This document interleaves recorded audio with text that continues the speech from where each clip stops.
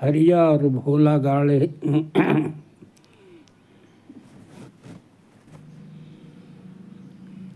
हरिया और भोला जो मित्र थे, काफ़ी पढ़ती थी, खेती किसानी का काम करते थे। लेकिन भोला भगवान शंकर का भक्त था और हरिया का दिलचस्पी कोई भक्ति में नहीं थी। हरिया जो है धन के लिए लालायित रहता था और भोला जो भगवान की कृपा से मिली थी उसी से संतुष्ट रहता था।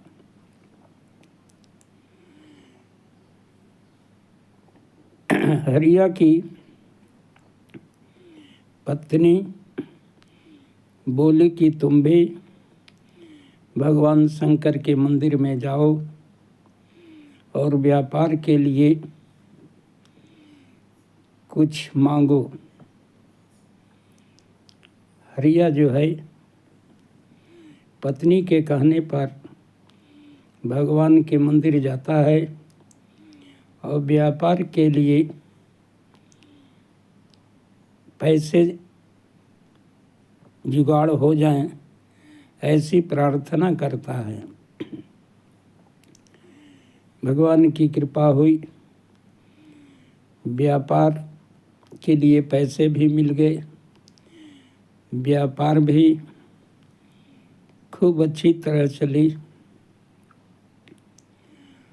अब वह और खुश हो गया और व्यापार को आगे बढ़ाने के लिए भगवान से कहा कि मेरा व्यापार और आगे बढ़ जाए तो मैं सोने का शिवलिंग आपको चढ़ाऊंगा।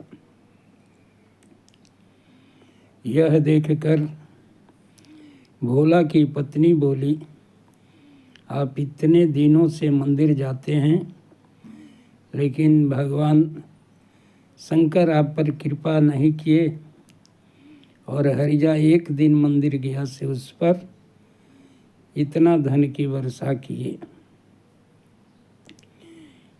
आप भी जाइए और भगवान से प्रार्थना कीजिए। हरिया जो है सोने का शिवलिंग बना करके गया और भोला तो भोला था, गरीब था, वह मिट्टी का शिवलिंग बना करके गया। दोनों जब मंदिर पहुँचे तो पुजारी से प्रार्थना किए तो पुजारी ने कहा कि अपने अपने शिवलिंग पर दूध का जलाभिषेक करो।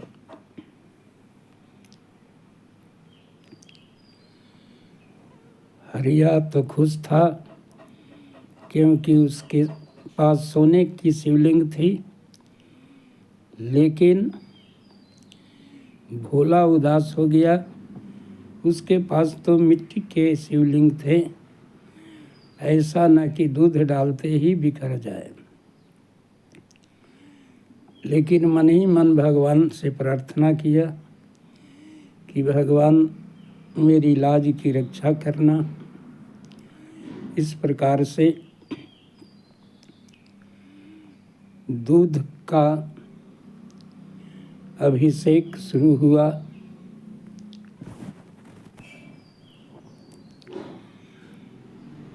हरिया अपने सोने के शिवलिंग पर जमी जल दूध चढ़ाया, उसका शिवलिंग मिट्टी में बदल गया और बिखर गया और भोला का शिवलिंग ज्यों ही दूध से अभिषेक किया उसका शिवलिंग सोने में बदल गया। तब जो है भोला की पत्नी को समझ में आ गया कि भोला पर भगवान शिव की कितनी कृपा है, वह भी